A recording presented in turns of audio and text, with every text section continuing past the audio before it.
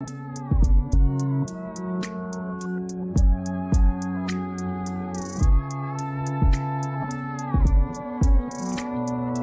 remember days when it was no doubt that we wasn't gonna eat before we went to sleep. So I had to go to sleep drinking just water. I don't really want that to be my daughter. So every day nigga gotta work harder. I don't really want that to be my daughter. So every day nigga gotta work harder. So every day nigga gotta work harder. So every day nigga gotta work harder. So every day nigga gotta work harder. So every day nigga gotta work harder. A decade still in it. Riding through the city with the windows tinted. Cause I know they let it.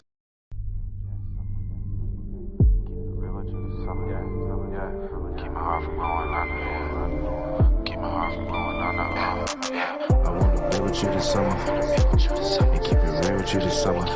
Keep my heart from going under. Keep my heart from going under. Last winter was so cold. Looking at the summer light. Let's go. I wanna be with you this summer. And keep it real with you this summer. Are you an athlete looking to redefine your journey beyond the game? Introducing Athlete, your gateway to new opportunities, brand collaborations, and financial empowerment. Join our thriving community of athletes and businesses where you can connect with brands, unlock exclusive campaigns, and amplify your impact on and off the field. Are you ready to rewrite the playbook for your success? Connect with Athlean today at www.athlean.app and let your journey to greatness extend far beyond the game. Athlean, where athletes thrive. What's up, fans? How y'all doing? We are here. We are back. It is the trade deadline. We got a bunch of Midlothian trades happening right now, but they're building some contenders. Welcome to the 2-for-1 show. As always, it's your boy TPJ. Comment what city you from. Drop your city in the comments. Let me know where you're from. Just to start it off, as you saw in the little mini commercial, this episode is sponsored by Athlean. It is my brand new application for athletes. So if you are an athlete, go to www.athlean.app and sign up today. Our goal is to put money in 1 million athletes' pockets. We've already begun. We would love to help you earn more money and continue your career beyond the field. So thank you. I appreciate you all for watching. Make sure you drop your comments in the city. So trades. The NBA has been going trade crazy. We got new trades happening. I think PJ Washington just got traded to the Mavericks. So let's just hop right into it. Like, we don't even need to waste no time. Let's hop into it. First trade of the day worth talking about. Gordon Hayward of the Charlotte Hornets was traded to the Oklahoma City Thunder. A lot of people have been wondering, myself included, if the Thunder were going to actually take the chance to try to win it all this year.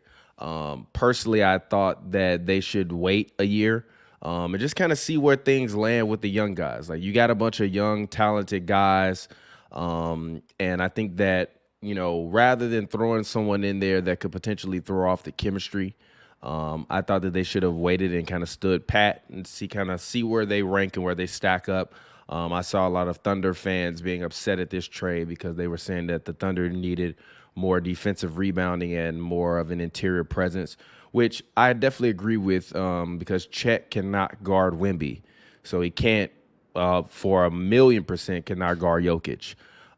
So I think that if I'm the Thunder, their one miscalculation might be as it pertains to not going out and getting more size and more rebounding. But I do think Gordon Hayward is a great addition for them.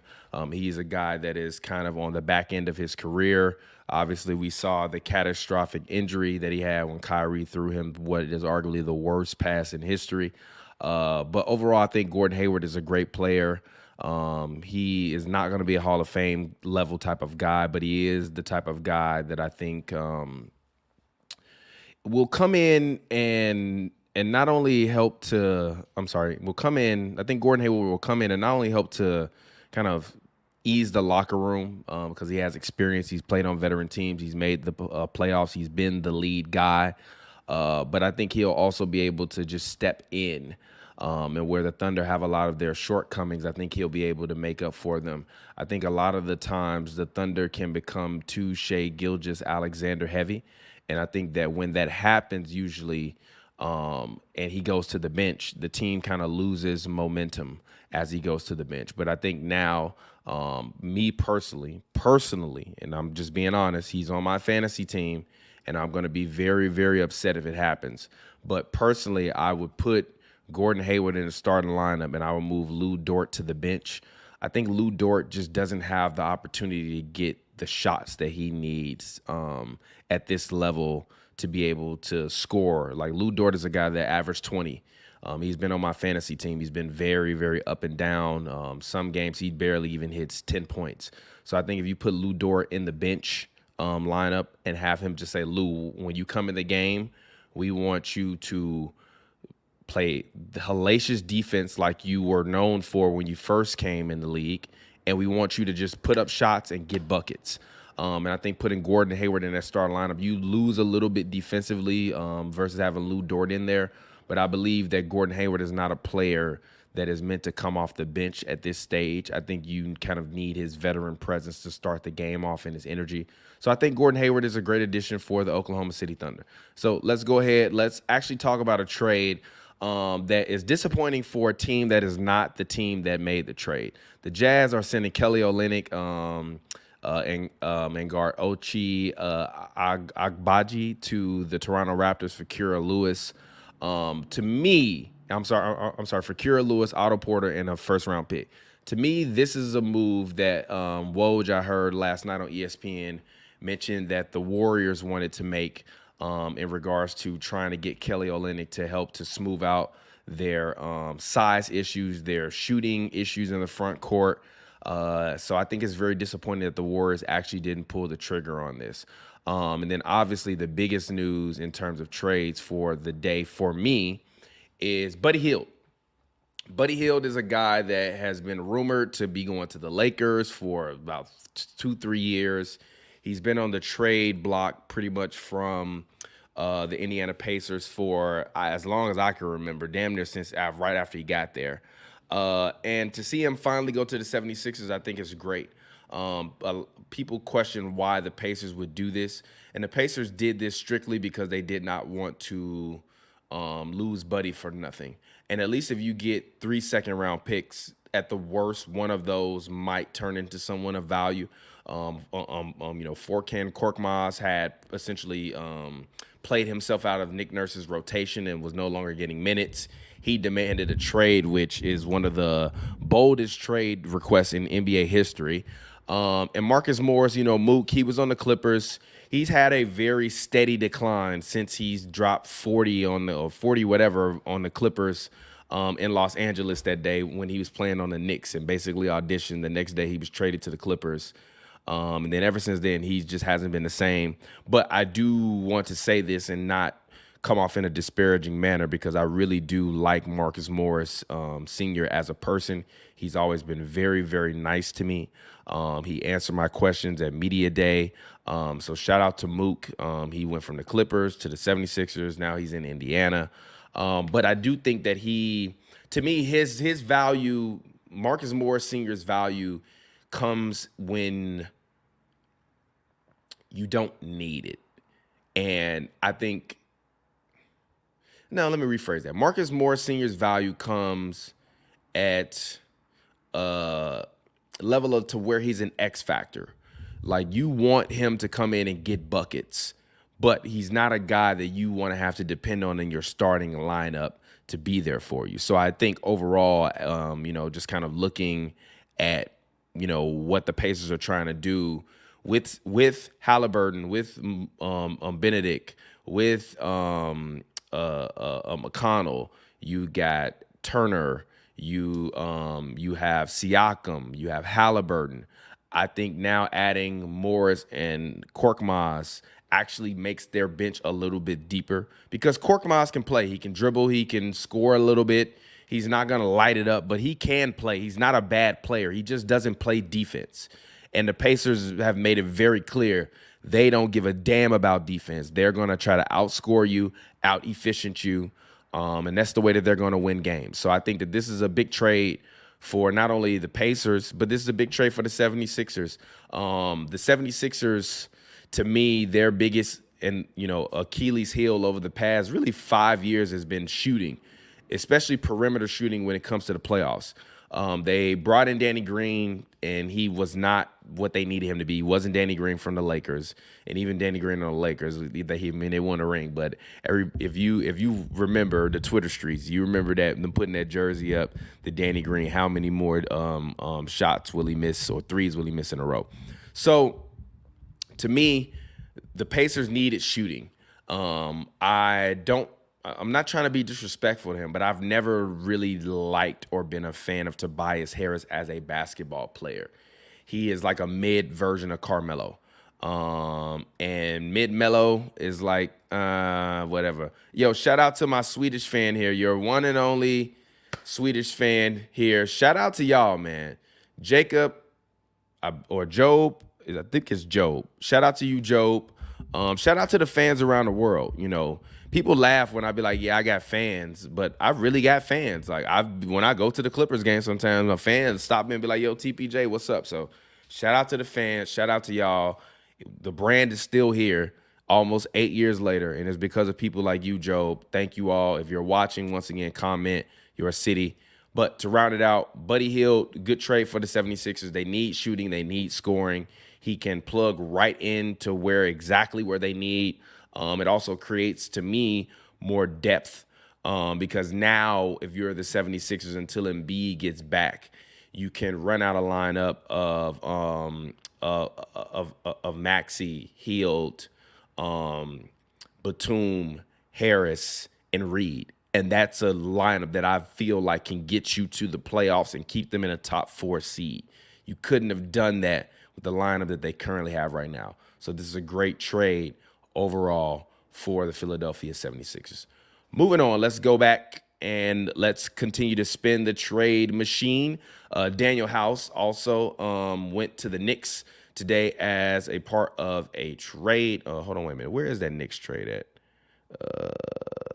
Okay, here we go. So the Knicks today, they acquired Alec Burks from the Detroit Pistons. They also acquired Bojan Bogdanovic, which is a really big move for the Knicks.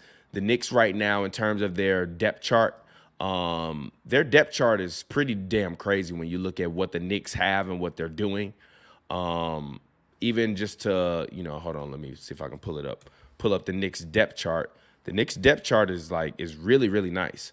You got Jalen Brunson starting point guard. You got Dante DiVincenzo, Bojan Bogdanovic, OG Anunoby, Hartenstein. Very, very solid lineup until Randall comes back. When Randall comes back, that'll be Brunson, DiVincenzo, Anunoby, Randall, Hartenstein. That is, I wouldn't call it a championship level roster, but I wouldn't call it a non-contending roster. Then you bring Bojan, Alec Burks off the bench. You still got Josh Hart off the bench. Precious Achiuwa is off the bench. I do think it sucks to see a guy like Quentin Grimes go. I like Quentin Grimes. I think he'll shine in Detroit. I think what Detroit tried to do today with the trades that they made was really just try to change their work culture.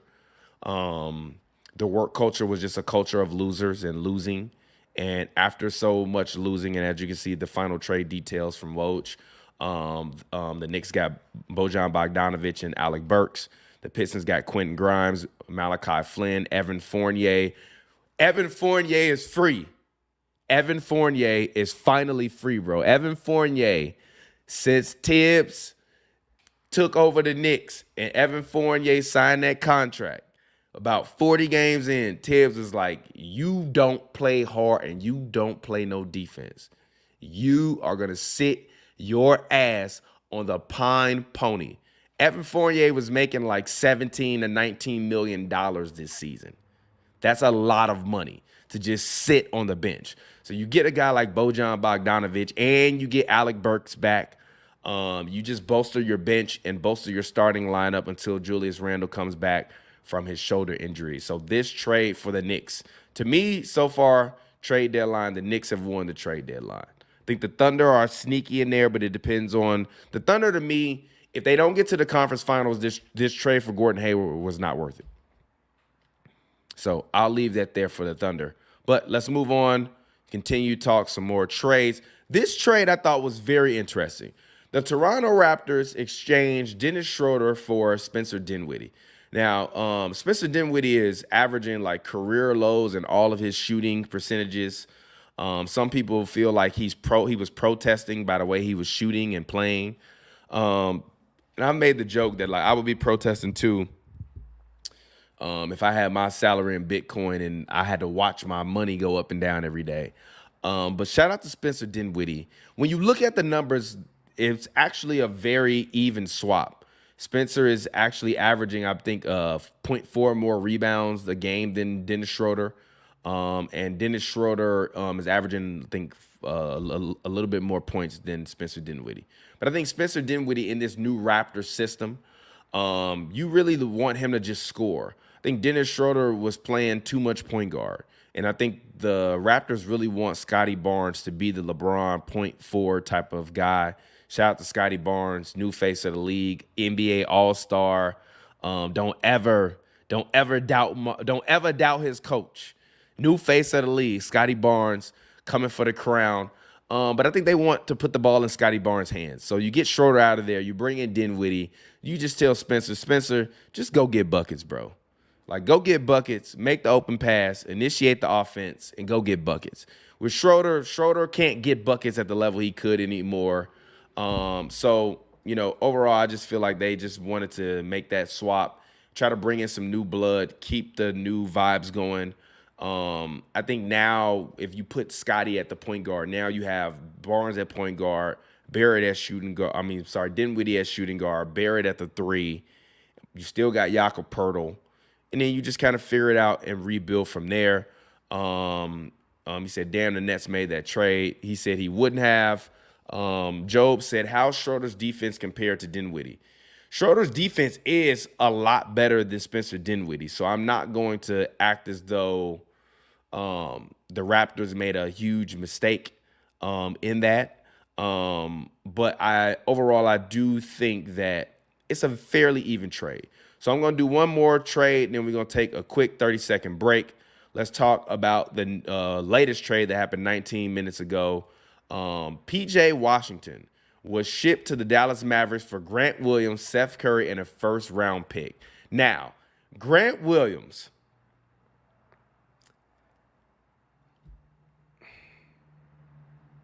you tried. You really tried. But the skill level did not match the determination.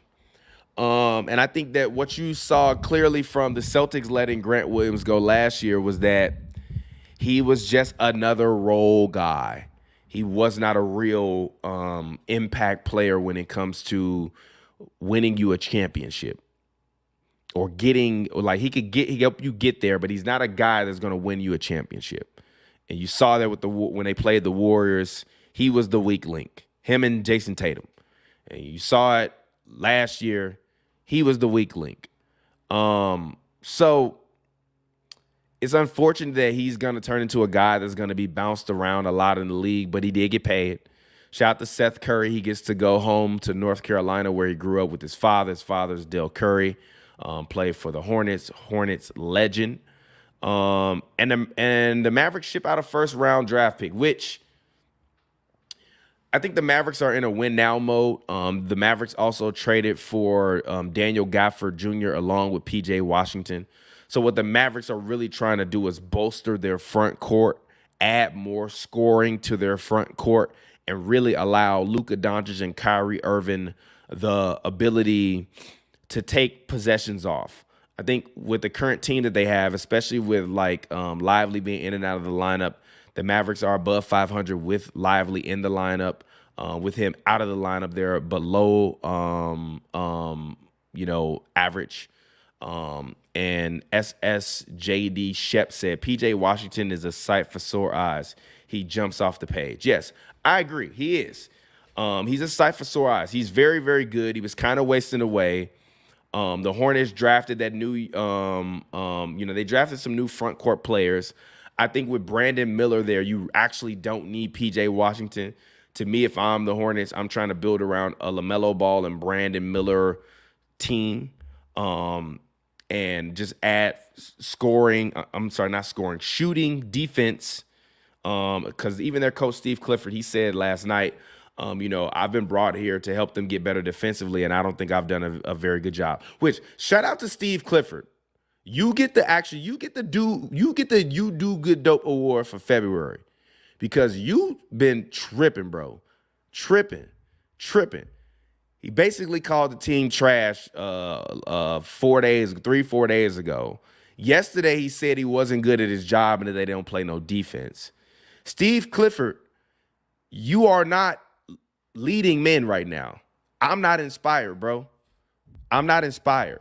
And if your goal is just to get fired, I feel you. I would want to get fired too. Y'all stink. But come on, bro. Come on, G. It's got to be another way. Job said, PJ Tucker or Bones Highland are probably getting traded today. I'm going to be honest with you. Those trades make no difference for anyone. They might as well get traded to the Hornets. And yes, Steve Clifford is definitely ready to retire, because I don't understand what the fuck that is for you to be like, yo, we ain't got no talent. We under-talented.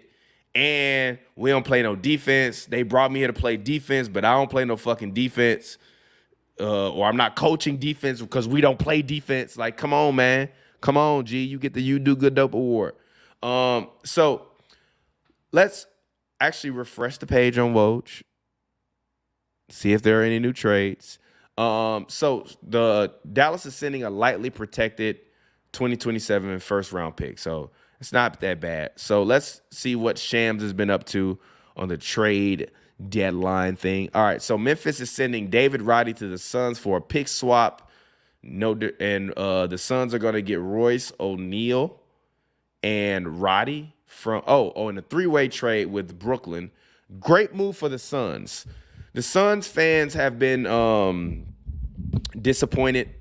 I'm not going to lie. I've been disappointed in the Suns, but you see, as Bradley Beal is coming into his own again and getting back to his normal self, they will be okay.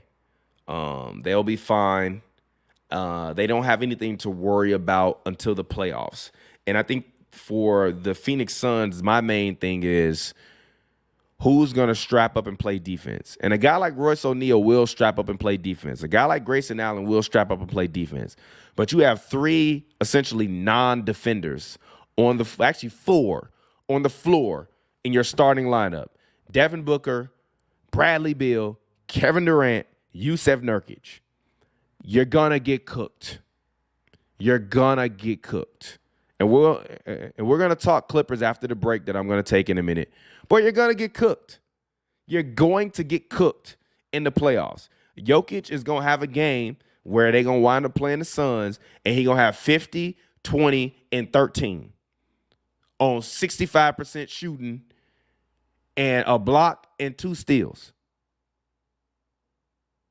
So I like it, but I would have rather the Phoenix Suns have tried to go and get a Daniel Gifford. You know what I mean? Or even try to go get a guy like PJ Washington. I think they need more size. They need more rebounding. They need more defenders. I'm not a big fan of what the Phoenix Suns have done this year, but I do think that they are still in contention and they still have a chance. It's just like it is what it is. So let's continue to scroll through the trades. The Pistons are waiving Joe Harris. Now, I want to say this. Sad moment. Because when KD, Kyrie, and Harden was there, at least at the start, Joe Harris was playing his ass off. Shooting great. Tops in the league in three-point percentage. And just like Marcus Morris, no disrespect to Mook. Shout out to Mook. Great human being. Very kind to me. But after that eclipsing moment of that season, It's been all downhill from here. All downhill. So when I look at things, I feel bad for a guy like Joe Harris because KD, Kyrie, Harden was always hurt. So you can never really stay in your moment.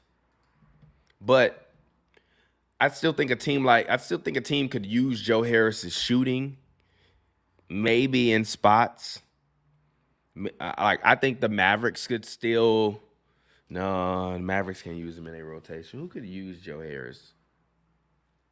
I have no idea who could use. Actually, if I was the 76ers, I'd call Joe Harris.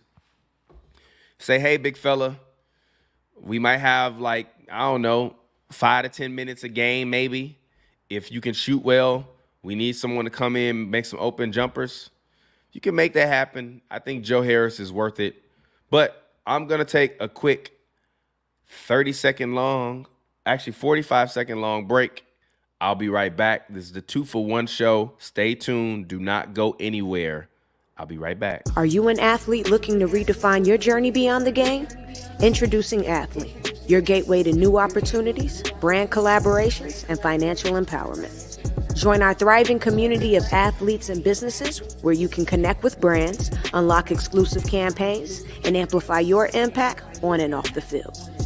Are you ready to rewrite the playbook for your success? Connect with Athleen today at www.athleen.app and let your journey to greatness extend far beyond the game. Athleen, where athletes thrive. Are you an athlete looking to redefine your journey beyond the game? Introducing Athlete, your gateway to new opportunities, brand collaborations, and financial empowerment. Join our thriving community of athletes and businesses where you can connect with brands, unlock exclusive campaigns, and amplify your impact on and off the field. Are you ready to rewrite the playbook for your success? Connect with Athleen today at www.athleen.app and let your journey to greatness extend far beyond the game. Athleen, where athletes thrive. Are you an... Alrighty, we are here. We are back. 2-for-1 show, once again, presented by my application, Athleen. If you are an athlete, fitness trainer, semi-pro, amateur, college athlete, any type of athlete, if you play pickleball, go sign up for my for my app, Athleen. You can see the link below. Just type that into your browser and sign up. I would appreciate it. Our goal is to help get athletes paid. You can sign up. You can join. There is a live and open marketplace where you can participate with brands and local businesses that are around you to earn extra money. It costs no money for the athletes. My goal is to really help athletes to build and grow their game beyond the field. So make sure you check out Athleen. Now, let's go ahead and let's talk about something that I want to really talk about. Who is the MVP without Embiid? All righty. So, fans, let's talk about it. Comment below. Who is your MVP? Joel Embiid is hurt. He is out. He might not return this season. Who is your NBA MVP? I would like for you to tell me. Type that into the chat right now. Let me know right now. I want you to chat. If you don't chat it, then I'm not going to continue to talk about it. I want to know right now, as it currently stands, who is your NBA MVP? Who are you rocking with right now? Who do you want to see win the MVP now that Joel Embiid is down? I don't see any comments. I'm still waiting on y'all. Comment below. Who is the NBA MVP without Joel Embiid? Obviously, Joel Embiid was having a historic season this year. He was averaging tops in the league in points at 35.3 points per game, while still giving you a top 10 rebounding at 11.3, as well as he was averaging 5.7 assists, 1.1 steals, 1.8 blocks on only 3.7 turnovers. Shooting 88% from the free throw line, 55% from the field, and 36.3% from the three-point line on only 22 shots. which I think is the really vastly underrated part about what Joel Embiid was able to do this season. Only 22 shots. He only had to take 22 shots a game to average 36 points a game. Do you know how insane that? Hold on, let's see. Michael Jordan, let's see. Every year that Mike averaged over 30, Mike took, let's see. Every year Mike averaged over 30. When Mike averaged 37, he took 27.8 shots a game.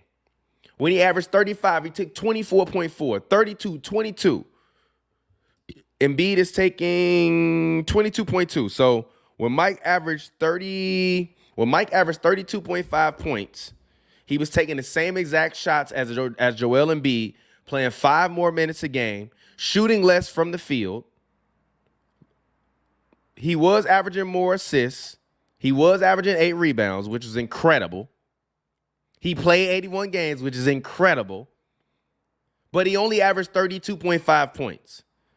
The year after that, took 24 shots, averaged 33. Year after that, 22.4, which is technically more shots than Embiid is taking right now, 31.5 points. Year after that, 30.1 points per game, 22.7 shots a game for Michael Jordan. Next year after that, 32.6 points per game, 25.7 shots a game for Michael Jordan. After that, 26.9 on 23.8 shots a game. 30 points, 22.6 shots a game. 29 points, on 23.21 shots. Then he averaged 28.7 points on 23 shots. He literally took more shots than Joel Embiid in every single one of these seasons and averaged less points, with the exception of when he took 27 shots a game.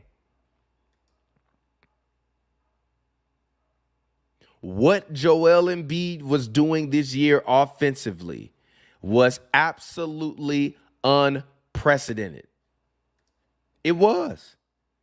It was just absolutely unprecedented. Like, we've never seen anything like this before. We haven't. So, fans finally commented who would be their MVP without Joel Embiid. I see some Anthony Edwards, Luka. All right, somebody else. I need some more comments. Come on, who else? Who else y'all got? Shout out to you, Rose Quartz Lemonade. I'm glad you caught this live. Yes, it is lit. Who is your NBA MVP without Joel Embiid playing basketball anymore for this season? Now, I'm going to go ahead. I'm going to hop into who I actually believe is the MVP of the league. And I didn't really want to give my guy credit. I didn't. But when you look at the work that is being put in, and when you actually talk about value,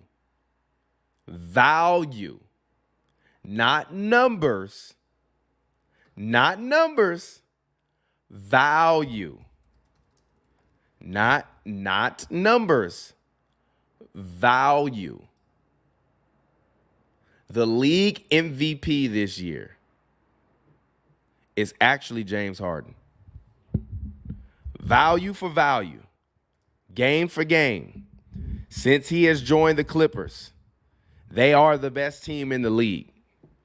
Since he has joined the Clippers, Kawhi Leonard is playing some of the best, and not even just the best, but the most, like, he's shooting like 50% from the field, 50% from the three-point line, 90% from the free throw line over the last like 30 games.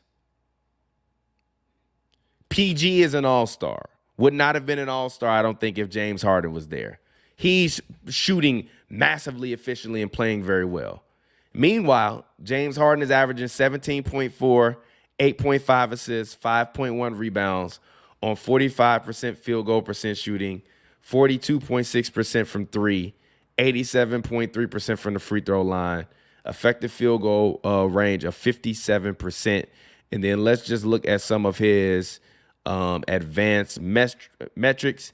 His value over replacement right now is 2.8. Never mind. I take it back. He's not. I lied. But if we actually are talking value, not numbers, it would be James Harden.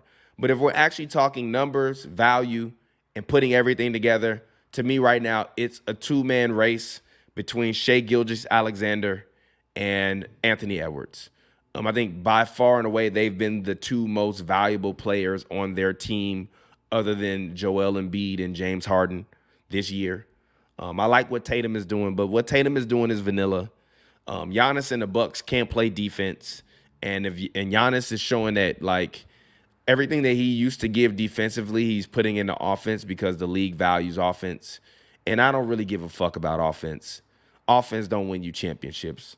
The Bucks didn't win a championship that year because Giannis was the best offensive player.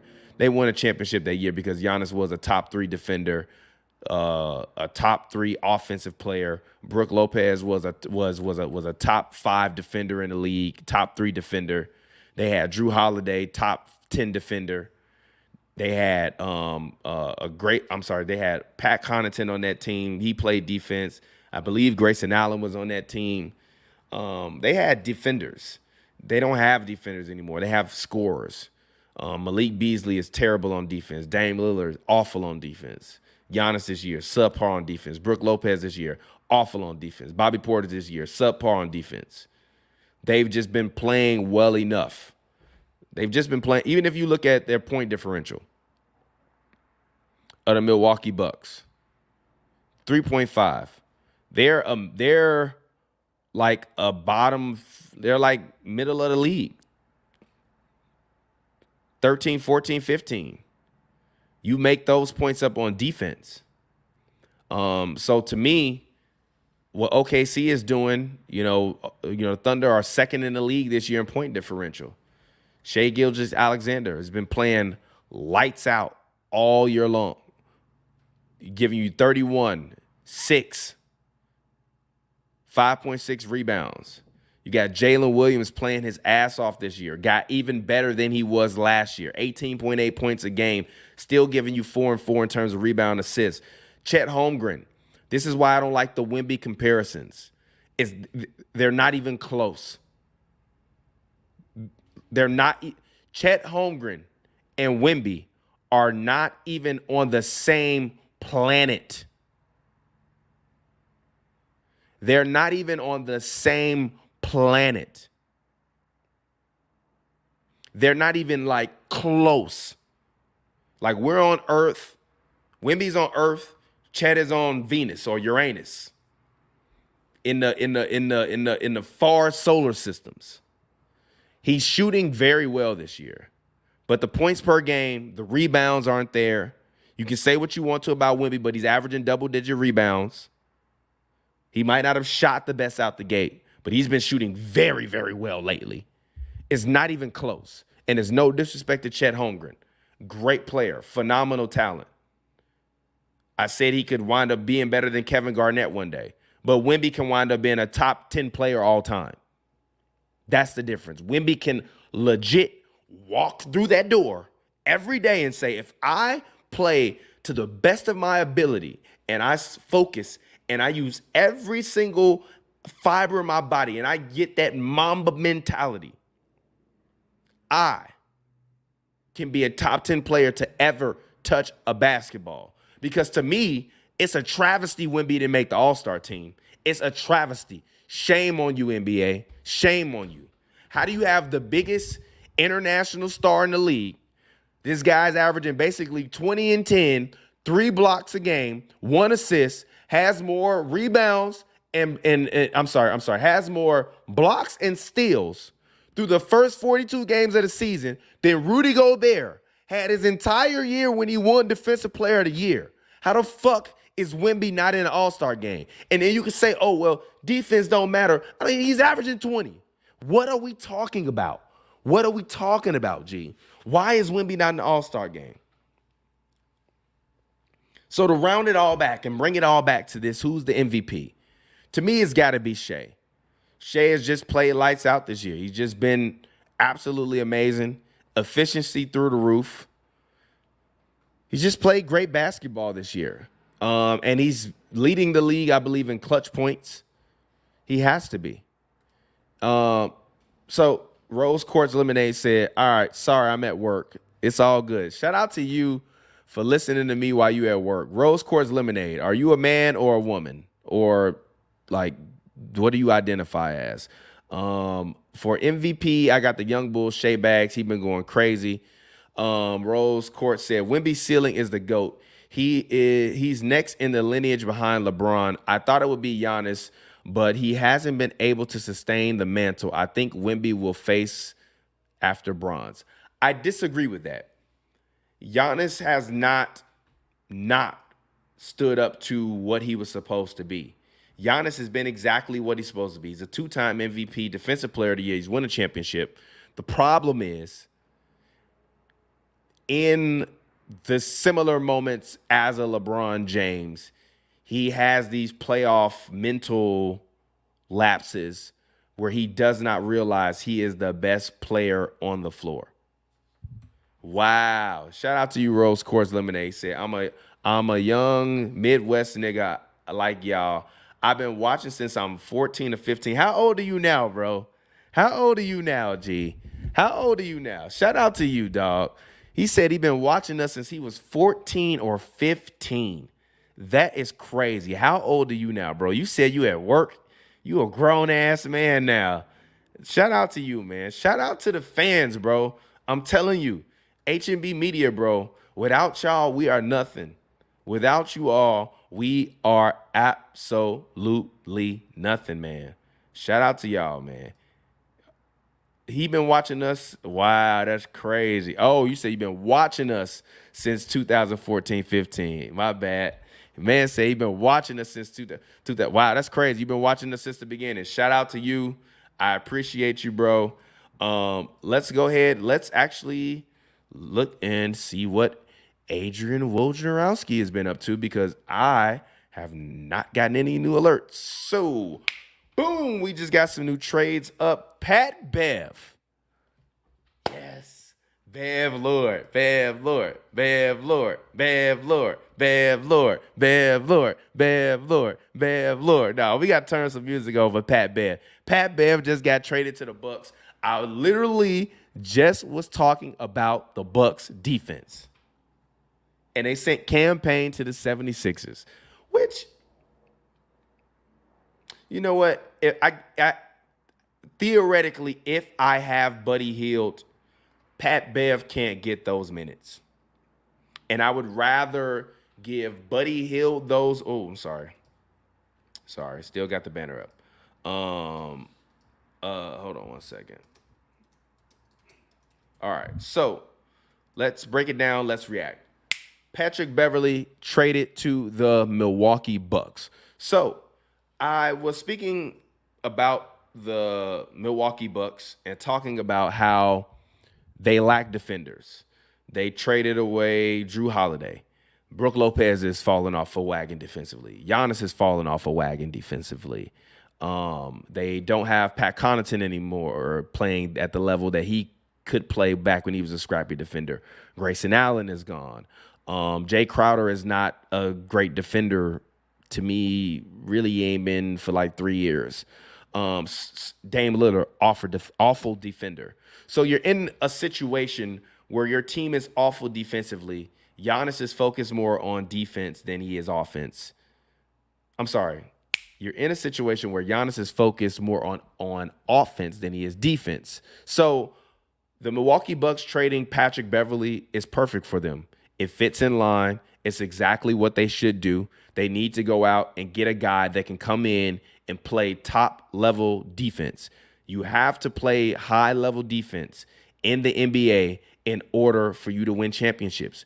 Pat Bev is a championship-level defender. Not a championship defender, but he's a championship-level defender. He does what he needs to do. He talks shit. He's in your face. He's got a great podcast. He's from Chicago, Bev Lord. He will definitely be going back and forth to Chicago to get some heralds. this is a great move for the Milwaukee Bucks, man. It's a great move. It's a great move for them. Shout out to all of the fans that are watching as they are at work. So I appreciate that. Now, fans, I'm going to give you all a chance to call in to the 2-for-1 show. So here we go, fans. I'm going to put this call in, scroll in link up, and then I'll be right back in 30 seconds. This is the 2-for-1 show. Call in. Are you an athlete looking to redefine your journey beyond the game? Introducing Athlete, your gateway to new opportunities, brand collaborations, and financial empowerment. Join our thriving community of athletes and businesses where you can connect with brands, unlock exclusive campaigns, and amplify your impact on and off the field. Are you ready to rewrite the playbook for your success? Connect with Athlean today at www.athlean.app and let your journey to greatness extend far beyond the game. Athlean, where athletes thrive. All right, this is a 2-for-1 show. It's time. Call in, viewers, if you are watching. Call in to the show. Call in to the show. Talk to me. I want to know how you feel about what's going on in the NBA, how you feel about all of it. Call in right now. Very, very easy. Just type into your web browser bit.ly/call241. Call us, man. Give us a call. Call into the 2-for-1 show. So let's go ahead. Let's move on. What I want to talk about is actually Doc Rivers. My main man, Doc Rivers, man. I love Doc Rivers. Doc Rivers is my guy. Doc Rivers is the man. But I have a question for the fans out there. Is he bad? Is Doc Rivers bad? Doc Rivers, is he bad? That's what I need to know. What do you think about Doc Rivers? I was the last person to talk to Doc Rivers when he was the coach of the Los Angeles Clippers. I was, not the last person, but I was the last person in the media to speak with him as media after that game. And me and Pavi pretty much knew after they lost, I think it was to the Mavericks, that it was over. Like, he was going to get fired. Then he goes to Philly. They can't get it done. Classic Doc Rivers choke scenario. Then he comes to the Bucks. Bucks have been 1-4 since Doc Rivers has gotten there.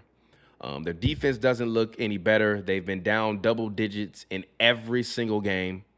Ugly loss to the Suns, even though Dame was hurt, even though KD did that dirty-ass fucking shit to Chris Middleton. KD, I did not like that. That was not fire, KD. That was not fire at all. But what do you think? Somebody says they have no idea how Doc got hired again, angry face. He's a legend in the game, but his time has come and gone. The game has passed him by. He might be a great assistant. When you're a coach as prolific as Doc Rivers, because regardless of what we want to say, he is a prolific coach. He's, I think, third all-time in wins in coaching. So you're not going to go and be anybody's assistant. If anything, he's going to be on the sidelines talking to Doris Burke like he has been doing. But overall, I just think the game has passed Doc by in terms of coaching. I think he still is not making the proper adjustments. And the crazy thing is like he's always had great assistants. Like Dave Yeager is a great assistant. He wasn't necessarily a great coach, but he was a great assistant. So I just find it funny that Dave Yeager, you would think they would be making a lot more adjustments and tweaks. Like sometimes I don't even see them like adjusting and trapping people, or adjusting and going from, drop to trying to push up the coverage and get more into their body. Like, I never really see a real change in strategy. Doc never randomly goes to a zone or some crazy stuff like that. So I don't know, man. Somebody said Doc should have just kept his commentary job. I agree. He should have kept his commentary job. But for me, when you're thinking about Doc, like I said, as prolific as he is, it is what it is. Rose Quartz Lemonade said definitely prolific. Then he needed to be in somebody's front office or a commentator, but coaching for him realistically hasn't been fruitful for real since the Celtics' big three. He has been around so much talent. He's been around so much talent, and he just hasn't gotten done what he needed to get done. So, I think it's interesting. But as I mentioned, we're going to move on. We're going to talk some different topics. But if you're watching, call into the show. Go into your web browser right now, Safari, type in bit.ly/CALL241. Call into the show. Talk to me. Let me know how you feel, what you think about the trade deadline, what you think is going on, how you're feeling about your favorite team. Who is your favorite team? If you got your favorite team, drop your favorite team in the comments.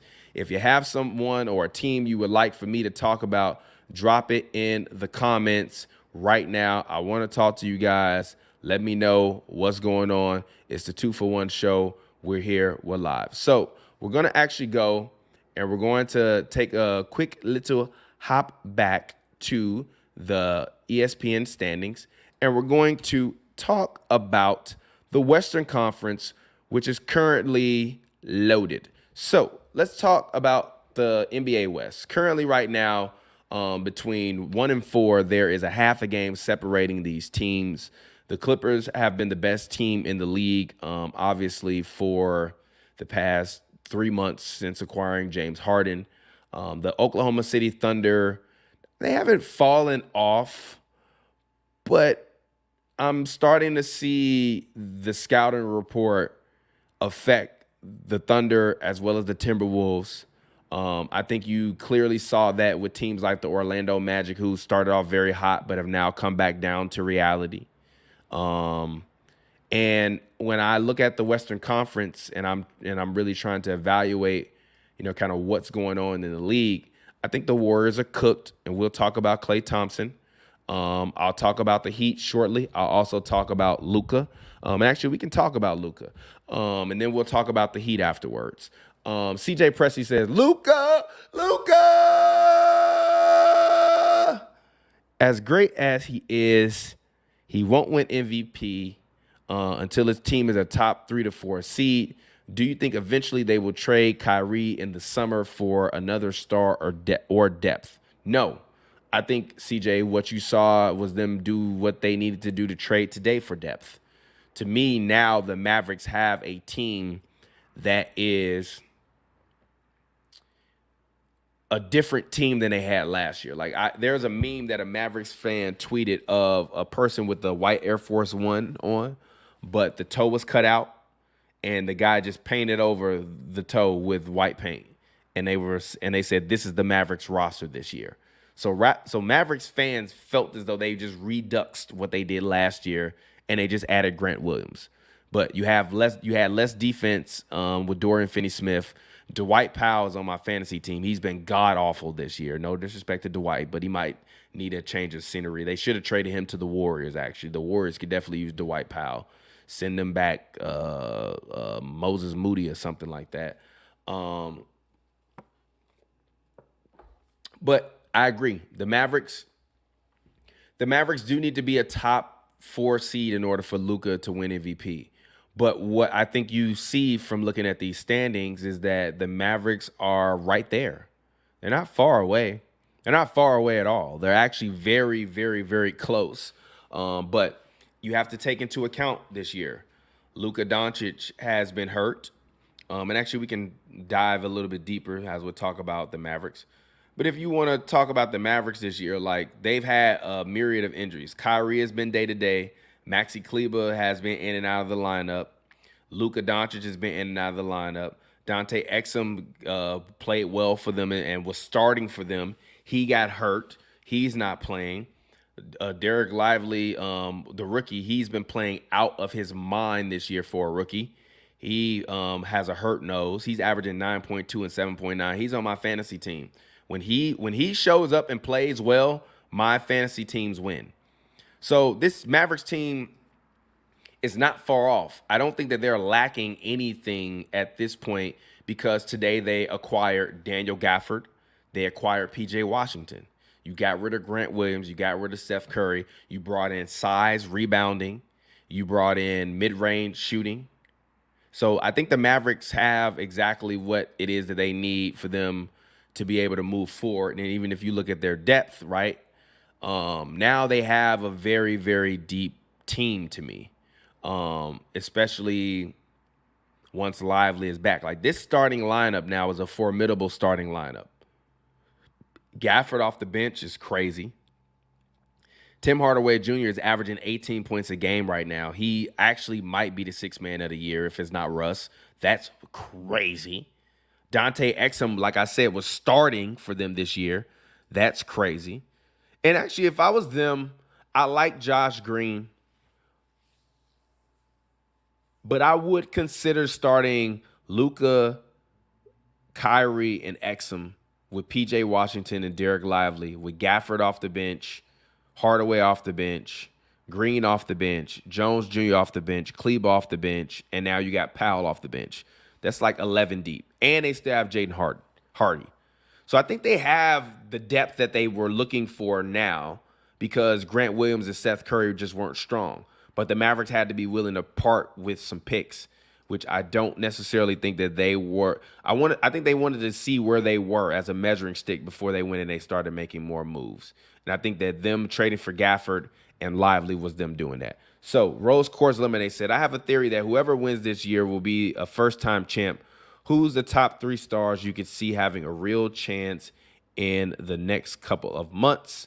I'm going to talk about that in 1 second. But I want to give a shout out to my little brother, Brandon. He said, what's up, brother? Man, keep working hard. I'm going back to work. Was just checking in because I saw your stream. Make sure you drop a stream. Like my guy, Rose Quartz Lemonade said, like the stream, niggas. Like it. I don't understand why it can be 37 to 100 of y'all in these rooms sometimes, but it'll be 5 likes on a video. That's why these videos never go viral no more. Y'all used to be engaged. Y'all used to drop comments. Y'all used to like all of the videos. Now y'all just might like 1 or 2. Like, oh, I'm lazy. I don't feel like it. Like the video. It matters. It makes all the difference in the world. If you see us post a clip on Instagram, even if you like, yo, I don't even care. Just like it. Exactly. Y'all just blind watching. Engage. Comment. Call into the show. You're more than welcome to call into the show. I'm going to be on for 8 more minutes, but call into the show. Let's talk. So now let's go ahead. My guy Charles TZ said, let's talk about the Heat. I call them the Miami Meat because they're mid. The Miami Middle Heat. They're not a contender. They're not in the conversation for me as being a contender. I don't believe in them. I think that they would have to get extremely lucky. And by extremely lucky, I mean they would have to play in the first round the 76ers, and they would have to be the 2 seed. But they're not going to beat Cleveland on the road. I don't believe that. They're not going to beat Milwaukee. They're not going to beat Milwaukee with Terry Rozier as their starting point guard. They're not going to beat the Knicks. The Knicks are very deep now and a true defensive juggernaut now. 9-1 in their last 10. The Cavs, I believe, are like 16-1 in their last 16. So I like the Heat. I like Jimmy Buckets. Jimmy is the new Clyde Drexler. He is. He the new Clyde. I personally thought, never mind, I'm not going to say that. I still think Jimmy Butler should have been an all-star over Bam, but I get it. I'm not going to even trip on it. I get it. But it is what it is. Somebody said trade Harrell. I would trade Tyler Harrell. I think he's been on the trade block for so long, you might as well get rid of Tyler Harrell. I don't like he's not a starter for you, really. This fucking picture, Jimmy Butler. This goddamn picture is crazy, bro.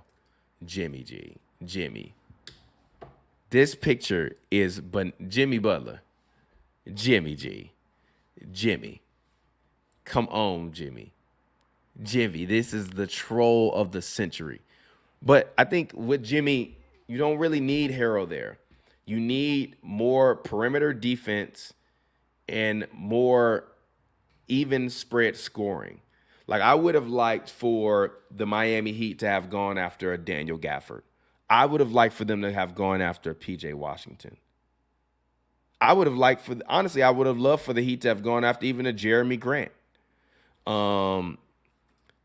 I said, when's the next stream on the calendar? Y'all have call-ins. I have no idea, bro. I just be streaming randomly at this point. I just stream when I want to. Jimmy is the new Clyde, though. So sorry, I understand you, Charles. He says, Tyler Herro has been so inconsistent. We got Terry Rozier. Now we need a big body for real. Bam been getting baby the past couple games, maybe years. I agree. That's why I said I would have probably traded for Daniel Gafford if I was the Heat. That's a very low-touch move, but Daniel Gafford is very good. When Russ was playing with Daniel Gafford played out of his mind. So, I think that is interesting. And I just want to say this. Shout out to you all because Woj is doing a trade deadline special. Shams is doing one. All these other brands and things and stuff are doing trade deadline specials. But you guys are here with me right now as we move into this last hour of the trade deadline special. If you're watching, please drop a like onto the show. I'm still waiting on somebody call in, G. Call into the show. Call in. I want to talk to a fan. Call into the show. Talk to me. I want to engage in some banter, man. Actually, let me see what my guy Cam Buford is doing. Let me hit my OG up.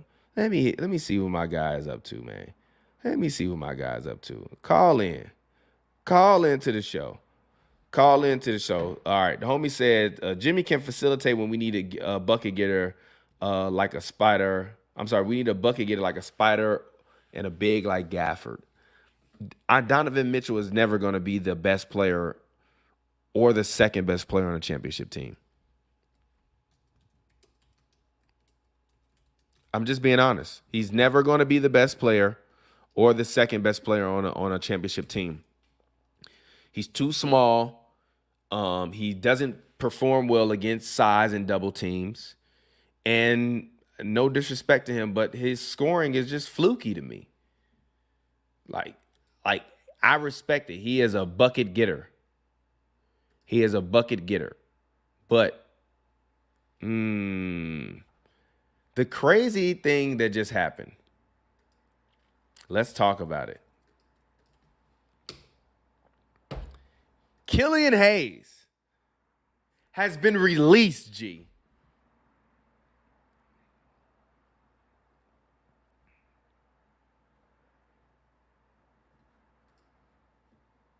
He has been so bad this year, they couldn't trade him, so they released him. God damn. Jeez Louise. Twitter is going crazy right now.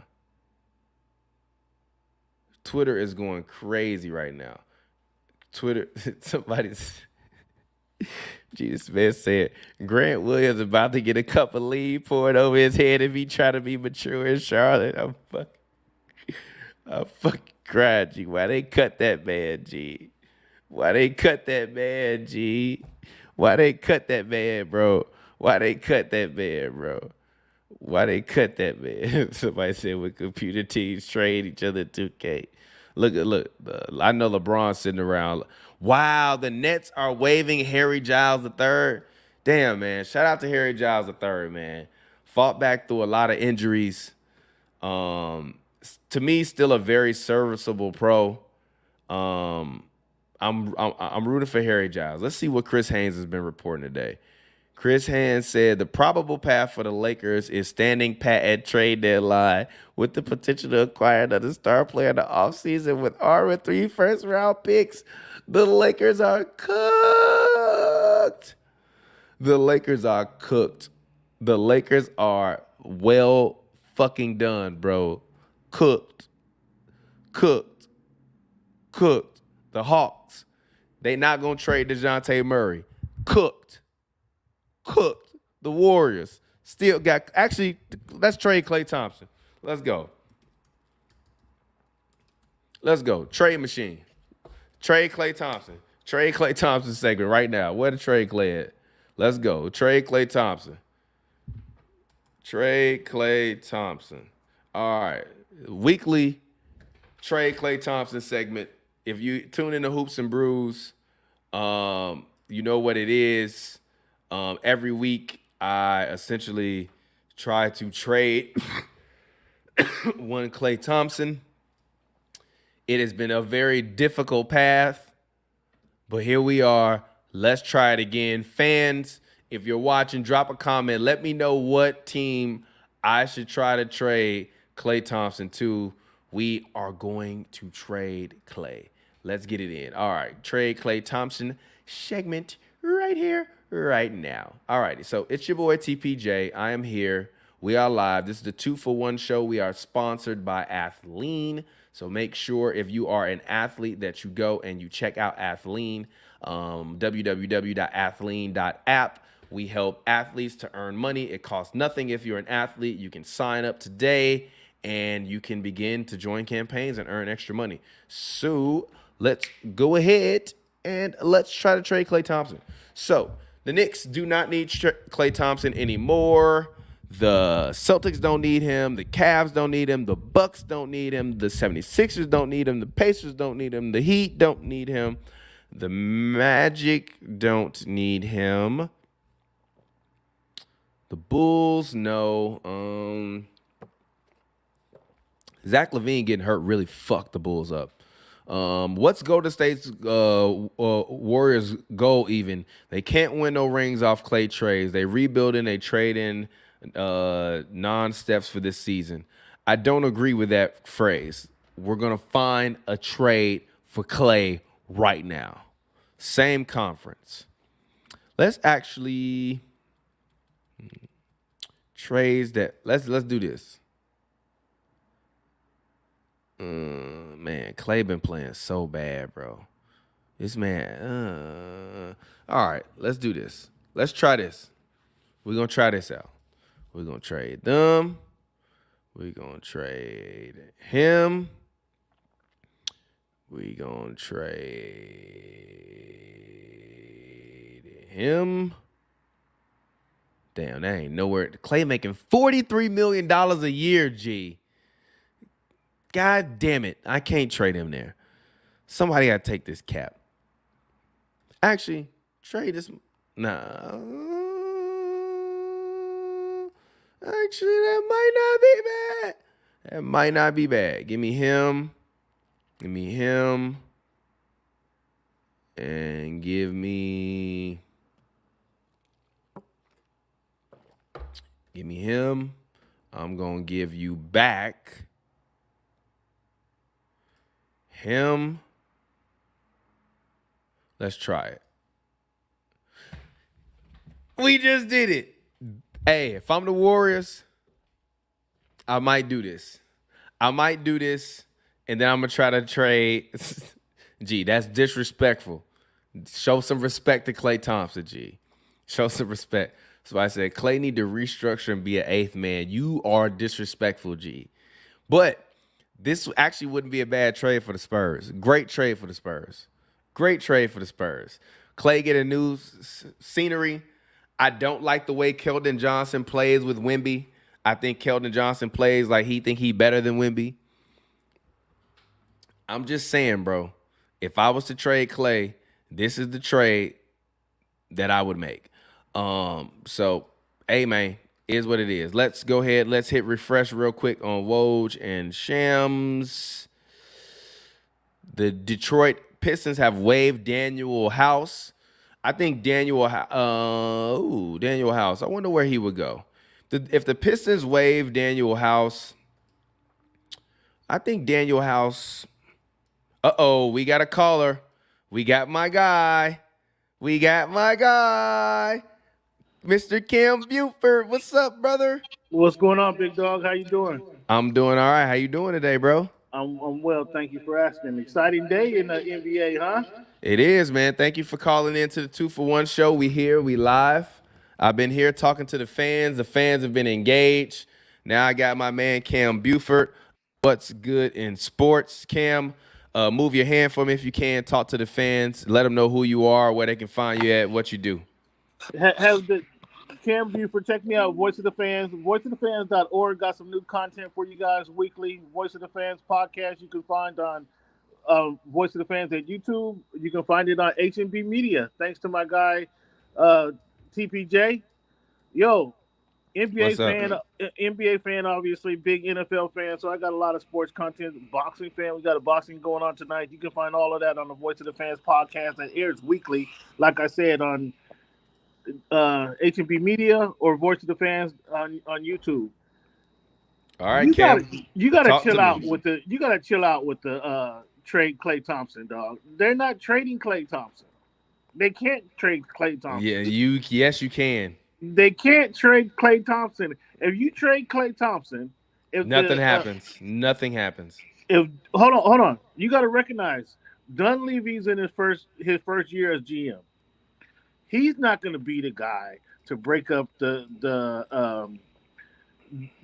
family, if you will. He's not going to be that guy. Number one. Number two, if you trade Klay Thompson now, you're admitting that you probably should have traded Klay Thompson and Draymond Green last season. At the beginning of the last season. No, They're not I don't gonna agree do with that. You're coming off a championship. Excuse me. The beginning of this year, coming into No, you this said year, last year. After the punch, you that championship was kind of unexpected. So kudos to them for winning it. You're right. You got to bring those guys back. Give them one more year. Then the punch happens, right? Draymond should have been gone after the punch, but they didn't punish Draymond, and then everything goes downhill from there. Trey coming into this season, Klay Thompson, they knew Klay Thompson wasn't who. See, you don't even know his name no more. That's how I know they need to trade him. You call him man Trey Thompson. Who is Trey Thompson, bro? You got me there. No, Cam, why you ain't calling on your computer? Do you need me to email you the link? Yeah, email me the link. I'll call him from the computer. All right, cool, for sure. But I mean, keep talking. No, keep talking though. I want to. No, so they can't trade. They can't trade him because Dunleavy's not gonna pull that string. He's not gonna break up the family by pulling the string. So that's out. And you got, what are you gonna get? Who do you? If you're the rest of the 31 teams in the NBA, who would you trade for Klay Thompson? I just put it up there. You ain't see it? I didn't see it. No. Okay, hold on, wait a minute. Let me see if I can show it. If you're the Memphis Grizzlies, you're trading for Klay Thompson? Hold on one second. This is the trade that I do. Hold on 1 second before you react. You've been trying this for weeks now, dog. Yeah. All right. So, what you mean? So you don't see that? Huh? Yeah. Let me see. Let me look at it.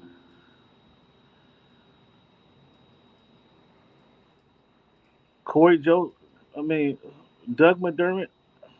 Yeah. Osman. You're just trying to move the dude. Now you're just trying to move the dude. How? What value are you getting for that? What you mean? How is that making the Warriors better? Keldon Johnson is young. He needs a new change of scenery. The Warriors. Yeah, exactly. You can't. Exactly. Come on, man. Come on off of that, bro. Come on off of that. They got to ride it out. They got to ride it out with Klay the rest of the season. They got to ride it out with Klay. They have to. They're kind of forced to ride it out.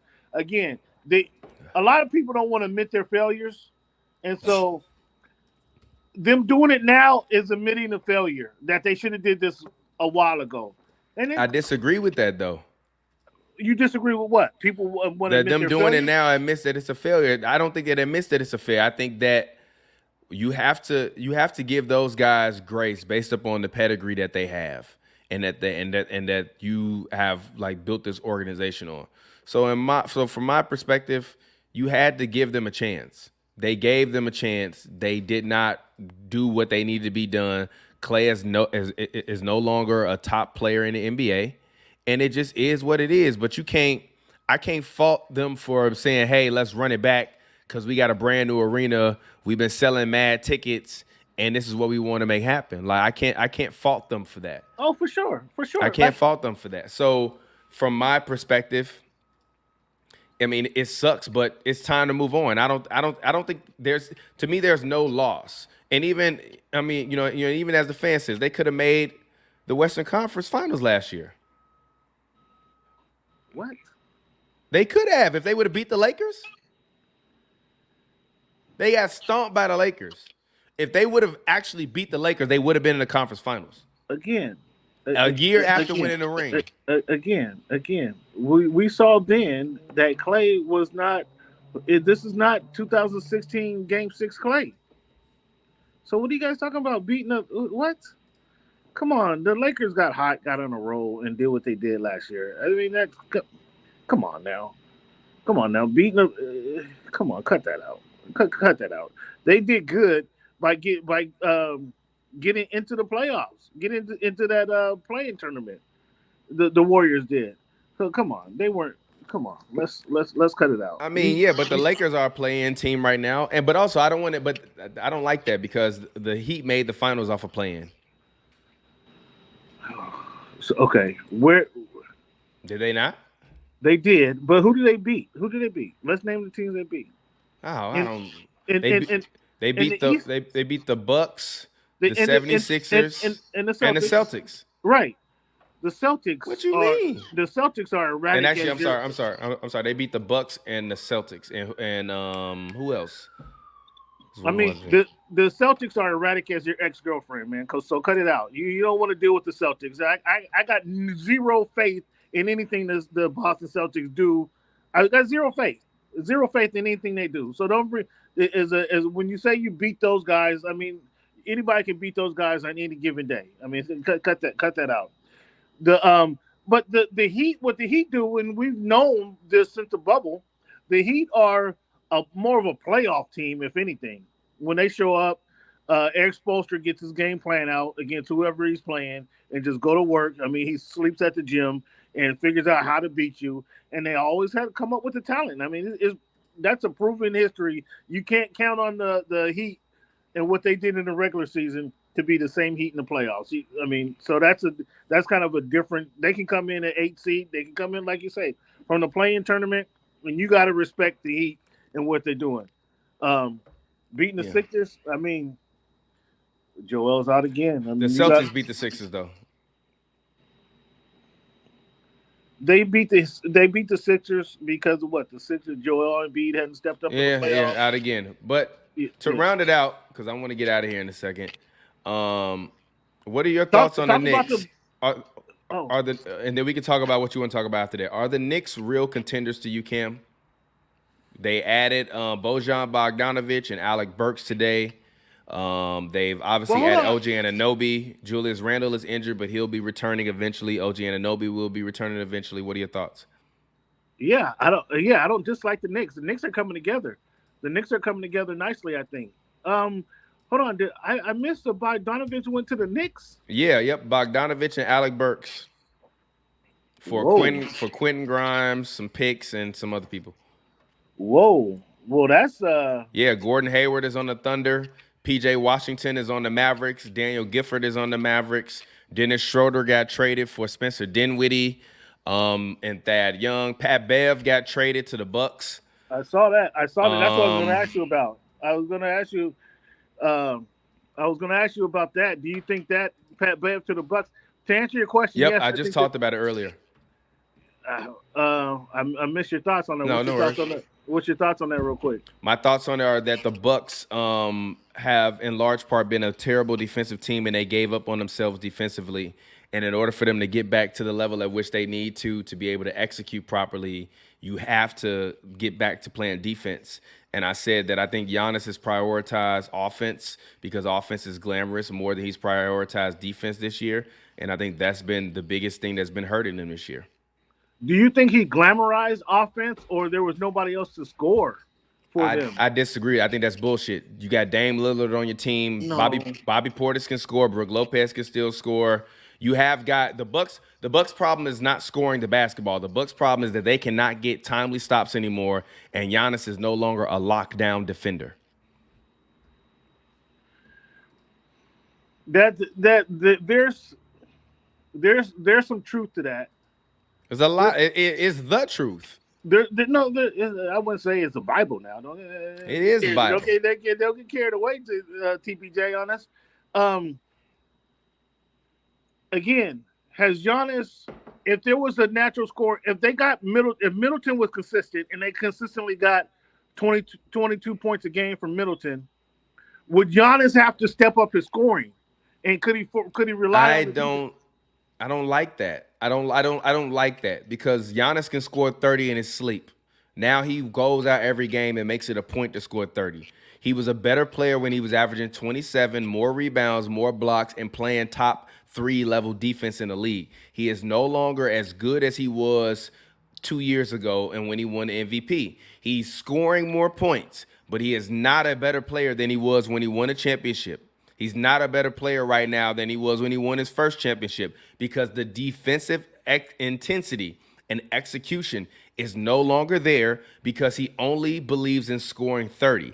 At this point, Giannis is not chasing relevance anymore. He's on every commercial. He's got movies. He's got a production company. He's got production deals, Disney movies. He is already his own era LeBron. He is chasing records. No. He's chasing records at this point. Shots fired. It's not shots fired. He's chasing records. And therefore, when chasing records, this is what you get. You just get a lot of scoring. Rebounding is always going to be there. He's 6'11", can get up the court in 6 steps. He should be able to get a rebound over everybody. You've seen him in person. I've seen him in person. He looks like a 6'11" human horse. You're right. He is built and muscular and strong. He should never average under 12 rebounds until he get washed and can't jump no more. But more than 30 points, that's not what I need. I need him to average 27 a game and be the best defensive player night in and night out. He is not that anymore. Feel free to retort. I agree he's not. Yes, he's prioritized scoring. But that's kind of what the team called for. They got Dame this season. And you said from the last since his MVP season, his scoring has went up, his defense has regressed. Again, I think his scoring went up because you can't count on Middleton. Are you gonna give Giannis a ball or Lopez a ball? Are you gonna give Portis a ball or Lopez or Giannis a ball? Again, Giannis has been the best scorer on that team, so they ask him to do more in that respect. In my opinion, obviously the defense has gone down. So you're right. You're right in that point. We'll see how it steps up. I think Pat Bev though puts some water in that grease. So we're gonna see how that works out because he's gonna get these guys. He's gonna what Pat Bev does. He's gonna talk his shit, get these guys' ass a little bit, and we're gonna see how they respond to that midway through the season. That's going to be interesting. Like that. Now you want to go into that Bucks locker room to see how they respond because it's going to be interesting. Pat back with Doc. Doc threw that wrench in the system, knowing it's going to mess some stuff up. So it's going to be interesting to see that fallout. PJ Washington real quick, can we before we move on, we could talk PJ. We can talk PJ. Then what you want to talk about after that? Go ahead. I want to talk about Pat and Doc, and then I want to get your opinion on Doc. When we talk about Pat Bev and Doc, I agree with you. Doc is going to be able to, and Cam, I think your camera froze. So if you want to, I emailed you the link. Just hop on your computer, and then I'll bring you back in while I talk about Pat Bev and Doc Rivers because I want to actually talk about that. So when I'm thinking about Pat Bev and I think about Doc Rivers. The thing to me, and I agree with that, that actually just popped the light bulb off in my head, Cam. That's what Pat Bev is going to bring. He's going to get into these guys when they aren't playing defense. He's going to get into these guys when they aren't executing. He's going to get into these guys when they're not playing well. He's going to be talking shit. He's going to tell Giannis, hey, big fella, you should be out there moving faster, better. You should be going to play that spot. Big fella, why you didn't go block that? Hey, Dame, if you make that move over a little bit to the left, then you cool. And the other good dynamic about it is Dame and Pat Bev historically have had some beef. And Cam, tilt your camera down. But Dame and Pat Bev have historically had like some, and tilt your camera down a little bit more. But Dame and Pat Bev have historically had beef, NBA beef, as we will say. So I think it's interesting to bring a guy like Pat Bev that's used to Doc Rivers to shake that system up. What do you think in terms of Pat Bev? Because you've been in the locker room with him. He'll be actually able to real world add in the dimension of leadership to the team. I'm not talking offense. I'm talking strictly leadership. What do you think from a leadership perspective he can help bring? Because we can talk about defense and Giannis's numbers. But you and I both know defense boils down to intangibles and wanting to play defense. Shaq even talked about it on Tuesday night after the game when he was talking about the Bucks. And Doc, and Doc Rivers was basically like, well, the guys didn't give me the effort we needed. And Shaq is like, what kind of comment is that? What do you think Pat Bev will? Because I think like my X Factor trades today are Pat Bev to the Bucks, Gordon Hayward to the Thunder, and PJ Washington to the Mavericks. And we'll talk about PJ Washington real quick. But first, talk about Pat Bev and what he's going to bring from a leadership perspective in terms of mentality to the team. And then speak about Doc Rivers. And is Doc a bad coach and has the game passed Doc by? I want to know that from you, Cam. I'll talk about Pat Bev. You mentioned exactly. Pat Bev intangibles. He's going to bring those intangibles to the team. He's going to bring that leadership from the standpoint that Dame and Giannis are good guys.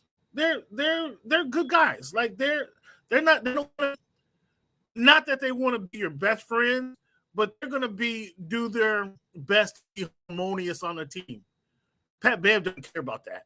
Pat Bev talk shit to you regardless, because he's at a point now as a veteran in the league where he's gonna do his talking and try to inspire you up on a squad and it's from a good place. You know it's from a place where he wants the team to be better. So by doing that, he's gonna take that shit talking that Dame doesn't do, that Giannis doesn't do. Pat Bev is going to do that to the rest of the team. And again, it's going to ruffle some feathers because that's not Giannis's character. That's not Dame's character. So having those guys try to fire up the squad and get more defense out of them, knowing, to your point, Giannis is more of an offensive player now than a defensive player, it's kind of false bravado. Pat Bev is not going to come there and average 15 to 20 points a game. He's coming there. He's coming in there for his defense. He's coming for his mentality.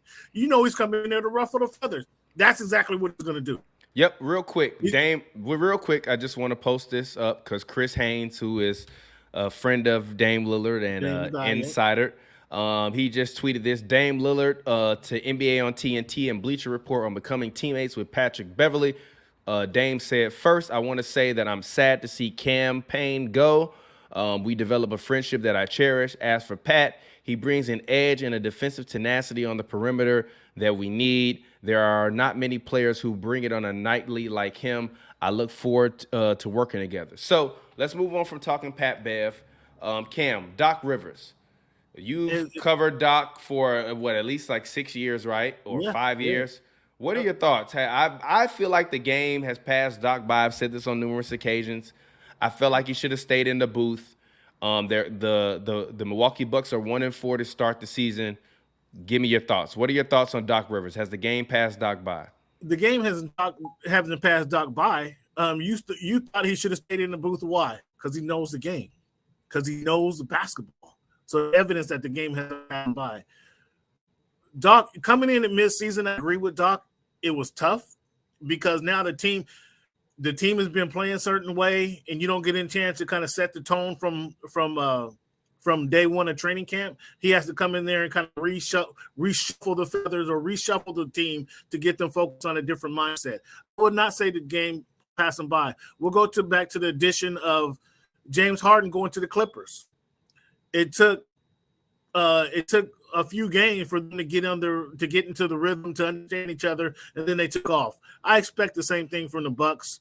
The second half of the season is gonna be a different. They're gonna look different in the second half of the season than obviously did the first half in his first few games with Doc. Game not passed Doc by. It's up to the players. You got to put some. Everybody's gonna look at Doc's playoff record down 3-1. You got to put some of that onus on the players, man. The coach can only take you so far. A coach's job is to put teams in position to win the game. If the coach has put players in the 3-1 position, the players, and we're not talking about young players, we're not talking about teams that were led by 2 and 3 year veteran or 2 and 3 year players. We're talking about teams with veterans on them. The veterans need to pull that season through, pull that series through. You can't put it all on Doc. Doc relies on the veterans on his team to do some of the work. Maybe too much to a fault.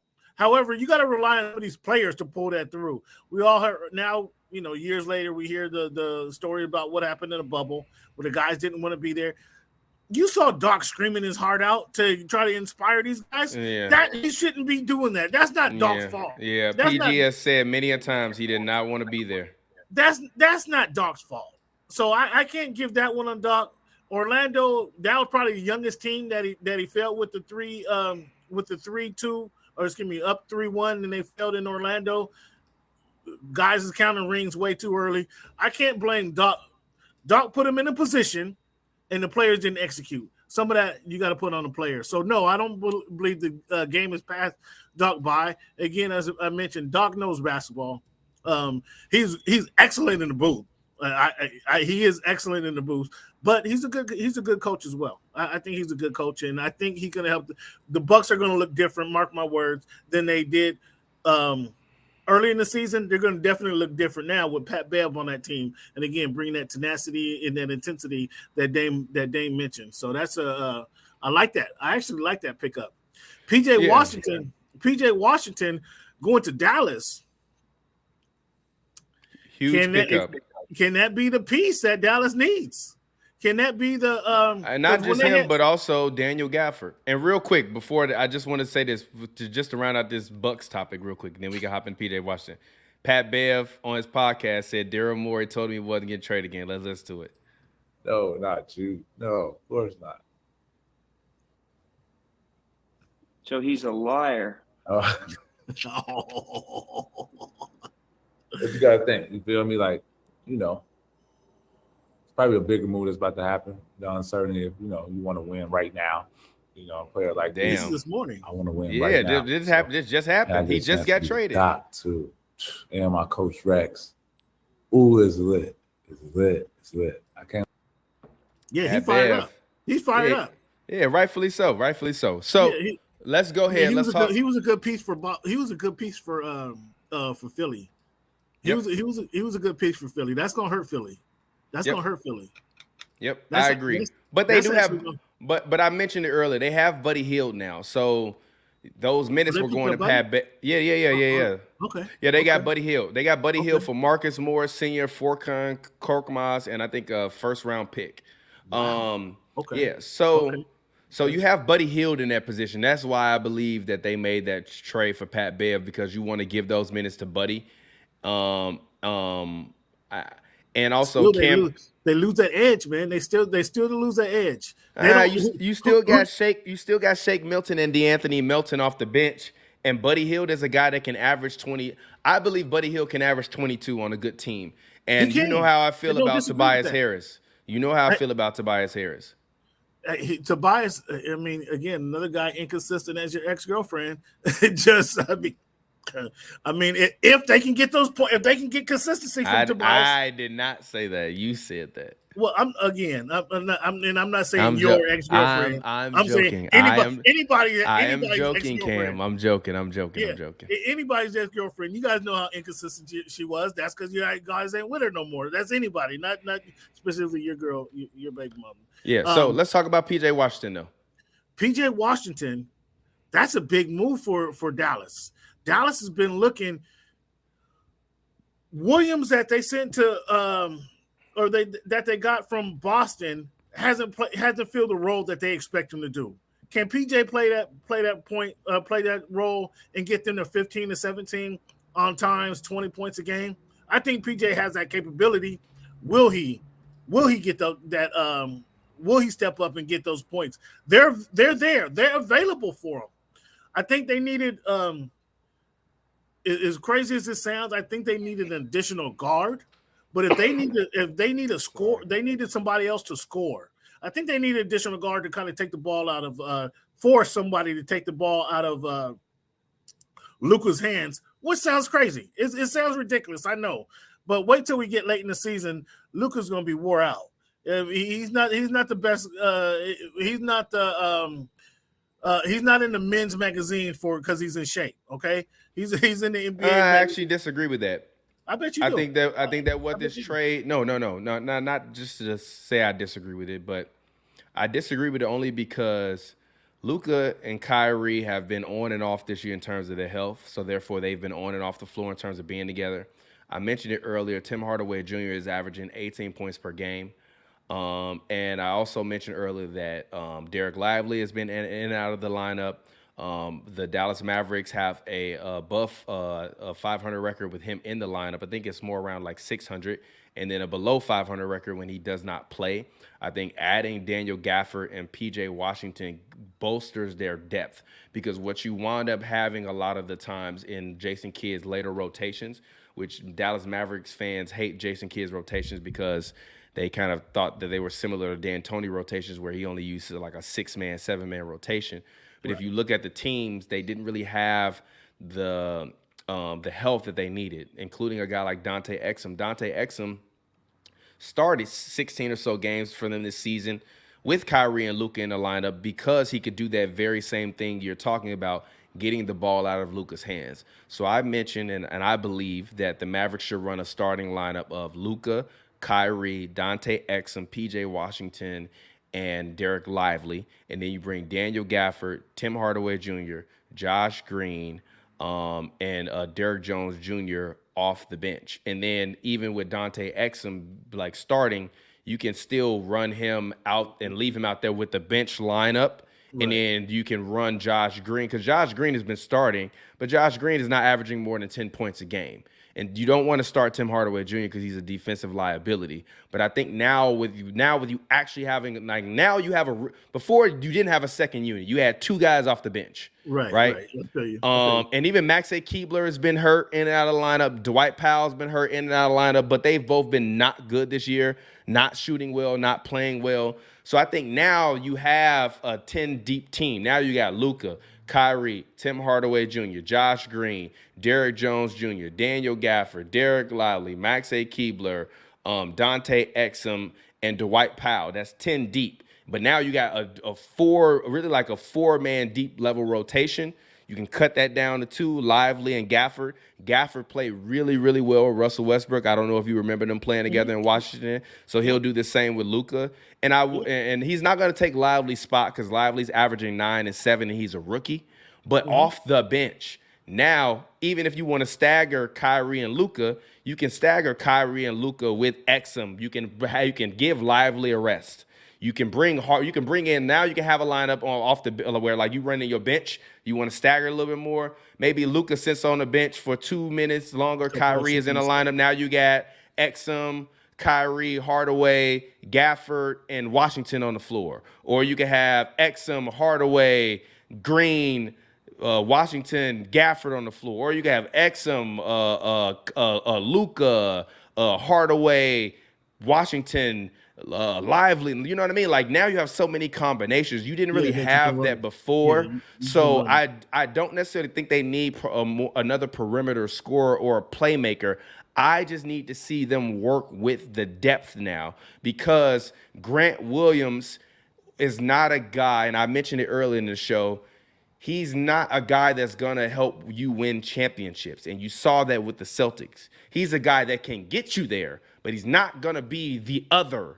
like He's a not gonna Robert be the determining Ory. factor. Yeah. He's not going to be an other like a Robert Ory or a Samaki Walker or Mark Matson or Devin George or Derek Fisher, where even though their numbers weren't crazy, they made championship level winning plays. Yeah. Grant Williams doesn't. When they leave him open a lot of times, he's not making his threes, and he's an undersized power forward. So getting him out of there, getting Seth Curry, undersized two guard out. You bring in size, you bring in scoring, you bring in rebounding, you bring in defense, you bring in shot blocking ability, and now those guys that were on the perimeter that can they can play, make, and score. Now that's all they have to do. Because before, now you needed Josh Green to rebound, you needed Luka to rebound, you needed Tim Hardaway Jr. to rebound. You have Seth Curry. Hey, if you can't grab a board because you were undersized, now you have size. PJ Washington can hit mid-range, can hit those corner threes, can stretch out and hit from the top of the key.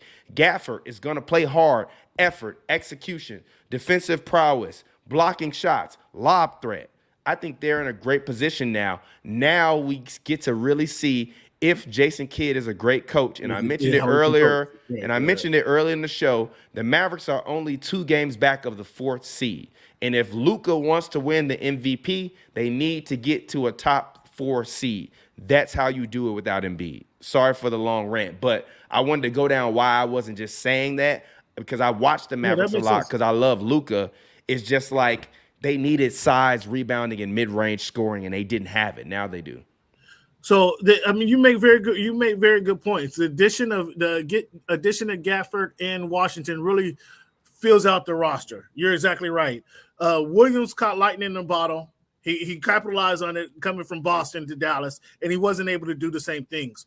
But at the same time, I don't know that Dallas is where Boston was. Boston's in a ready to win now situation. So what his production looked different in Boston than they did in Dallas, because Dallas is not they weren't in a win now situation where Boston was playing in the finals, in the conference finals and the finals, and you saw his playoff production.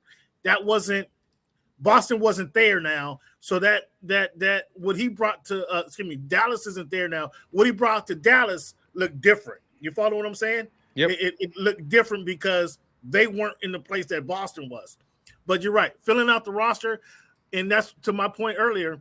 PJ Washington has a chance to flourish and fill that position. He can do that. He can play that forward position, that power forward position, better than Williams. He can get up some shots. He can score better than Williams, more consistently than Williams. So this is actually a great spot for him.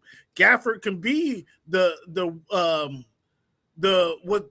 floor, not the floor general, excuse me. He can run the floor, get the rebounds, get the tough points. He can play that tough position down low, and that helps out Powell. You're not expecting all that from Powell anymore, and Lively when he returns. So that's another fill-in position, and it gives a lot of flexibility. And you're right, to your point.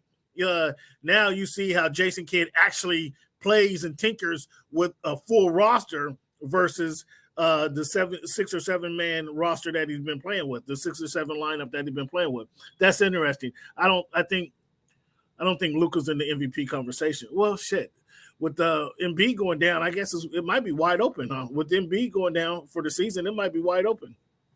Yep, I talked about it earlier. Luka, SGA, Anthony Edwards, and you got to put Tatum in there by proxy. And still Jokic.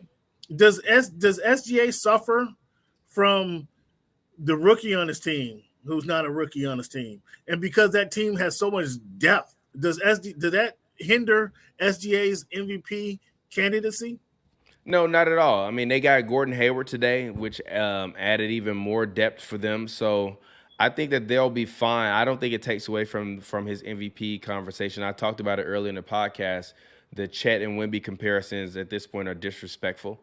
Wemby's average, they just are. Like, Wemby's averaging 20, 10, 3 blocks a game, 1 steal a game. He's shooting way better than he was to start. He has more blocks and more blocks and more steals already at this point in the season than Rudy Gobert had when he won a Defensive Player of the Year some years back.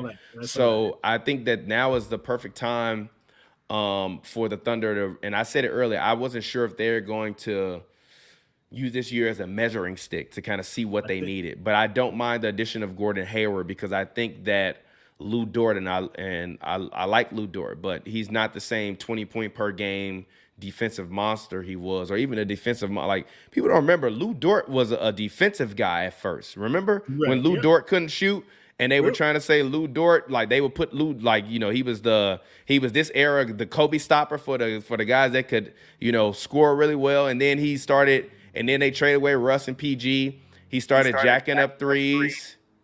So, you know, I don't really have an extra amount of faith in the Thunder, but I do think that the moves they made are consistent and cool. But let's talk about this.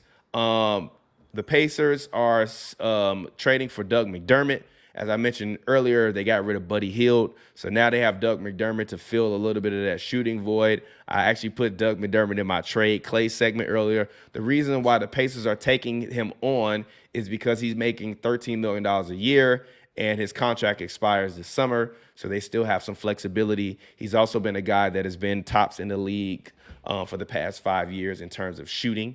Also, the other notable news is that the Atlanta Hawks have decided to stand pat with DeJounte Murray. They will not trade him away.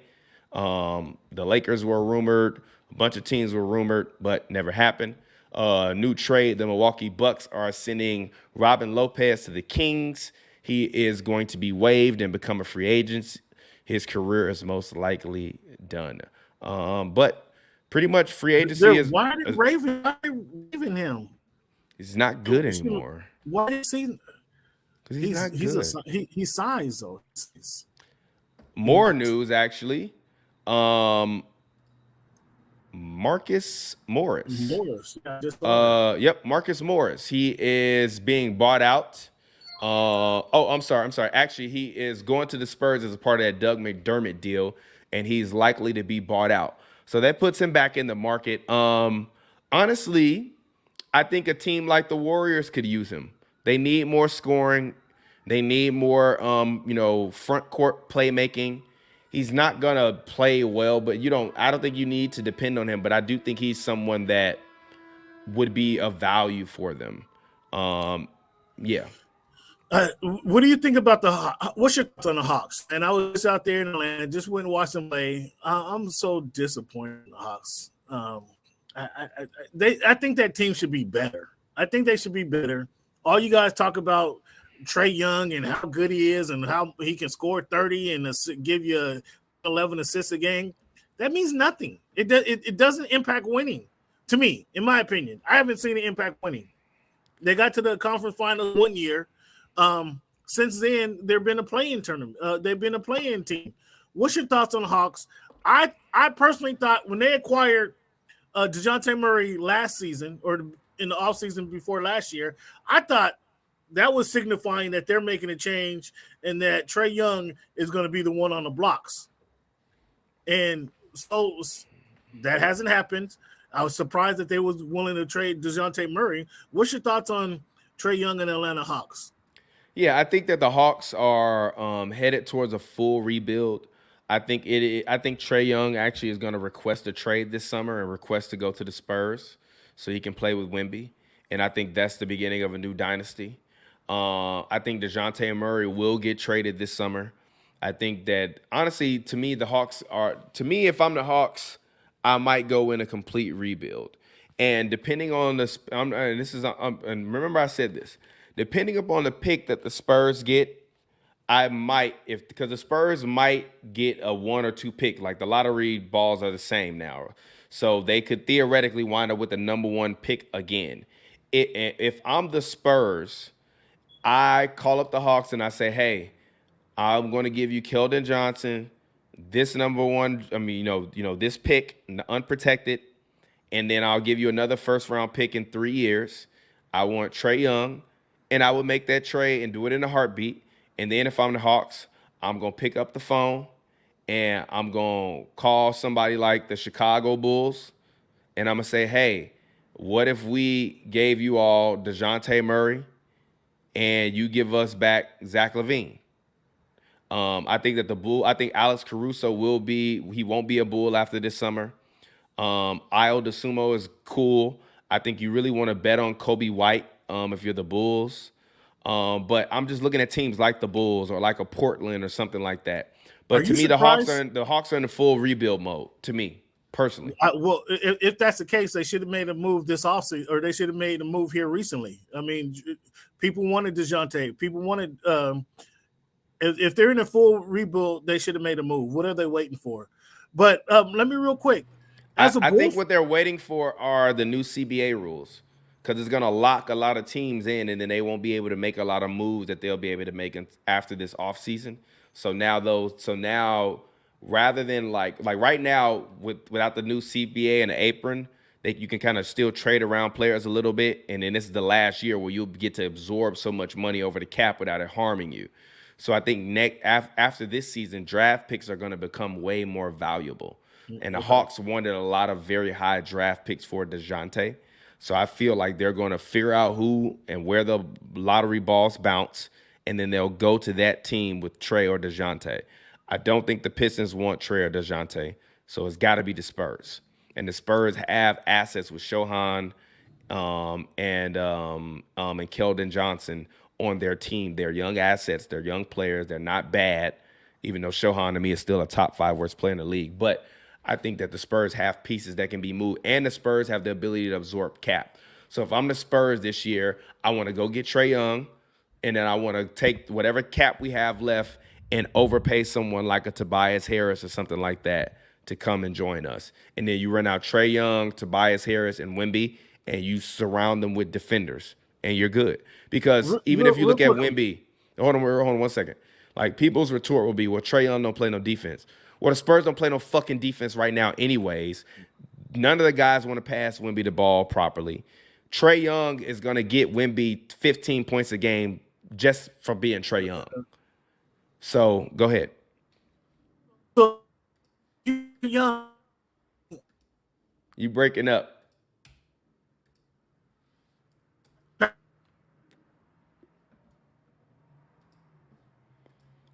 Cam? Yeah. You breaking up. Yeah, you breaking up. Log out or refresh your window and come back in. But that's just my personal opinion. But the trade deadline is 3 minutes away from closing. Woj and Sham have not reported any new trades, so it looks like everybody is going to stand pat. Cam, you back? I can't. Can you hear me? Yeah, but you're not moving. I would say refresh your window, come back in. But it looks like for the most part, everyone is gonna stay pat. No major moves happening. The Lakers don't make a move. I think that the Lakers are done. The Warriors. Wow, Spencer Dinwiddie is gonna get waived. What? Huh?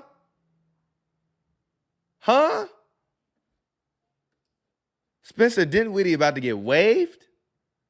Huh? God damn. Huh?